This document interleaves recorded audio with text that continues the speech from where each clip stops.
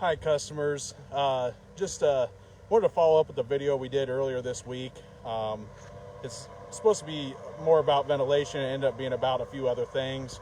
So just needed to break it down into some more things because we had some people asking us questions that we just didn't cover in further detail, and that video was a little bit long as it is. So just doing this second video here to another roof that we just finished. Is also a hip roof, but it also has some gables in it.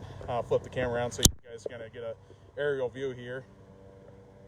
So the shingle's Pacific Wave, and it's Owens Corning Durations, and it's a designer color.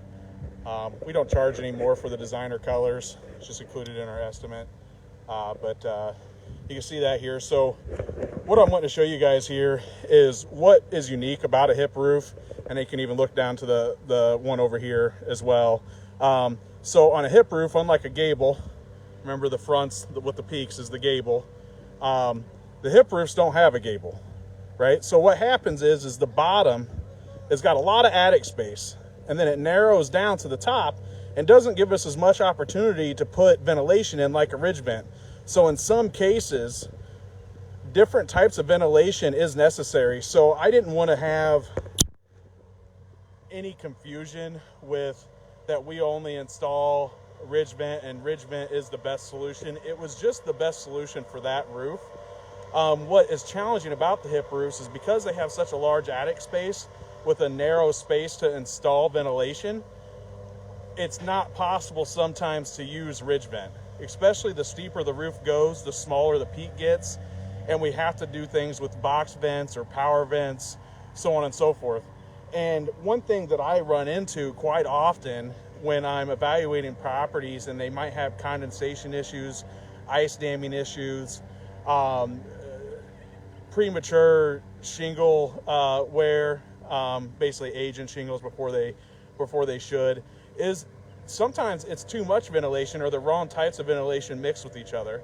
So it's we like to use ridge vent whenever possible because it has an even flow over a longer span. But if you don't have a ridge long enough to do that, you have to install different kinds. What you don't want to do is install different kinds of ventilation on the same roof area. So for example, this customer did have box vents along the back here. I don't know if you can see the neighbors there has the box vents. It's a very similar roof over here, and he had those box vents across the back, but we were actually under code compliance by a couple vents. Talked to the customer and said, hey, you know, your ridge is long enough to do a ridge vent. It looks a little bit aesthetically better from the back side. You can't see a difference from the front side. So we were able to correct that, get the appropriate ventilation in from that perspective. But what a lot of people would do is, let's say they had a few box vents here and they didn't feel that was enough ventilation. Somebody might want to go and put a power vent in there. Well, what happens when you change and do different types of ventilation? Let's say you did a ridge vent on top of the box vents. You're like, now I'm super ventilated. Well, instead of the soffit, remember we talked about the soffit, ventilated soffit. This structure has ventilated soffit, comes up from the bottom and comes out from the top.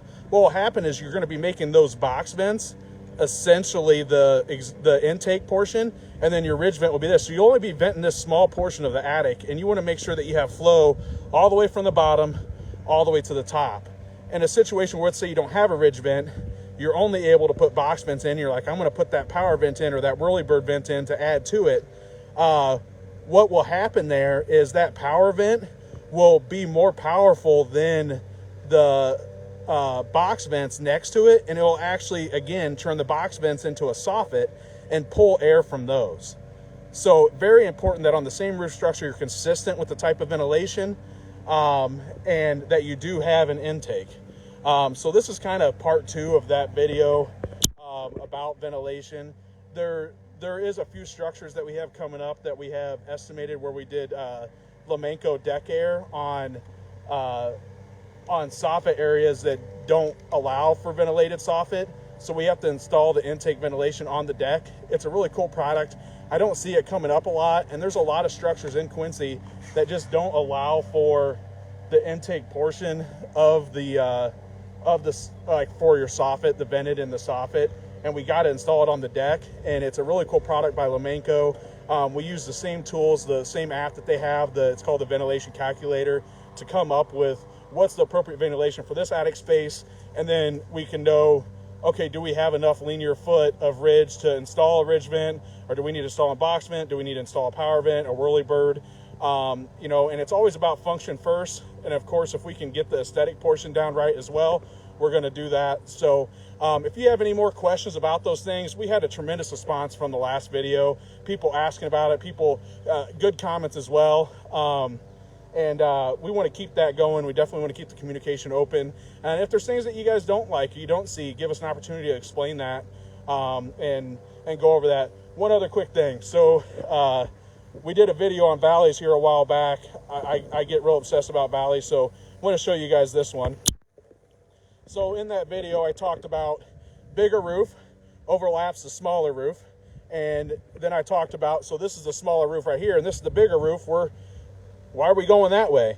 Well, anytime the pitch differs more than 3 degrees, so this pitch right here is a 10-12 pitch, and this is a 7-10. So because this is steeper by 3 degrees or more, this trumps that rule of thumb.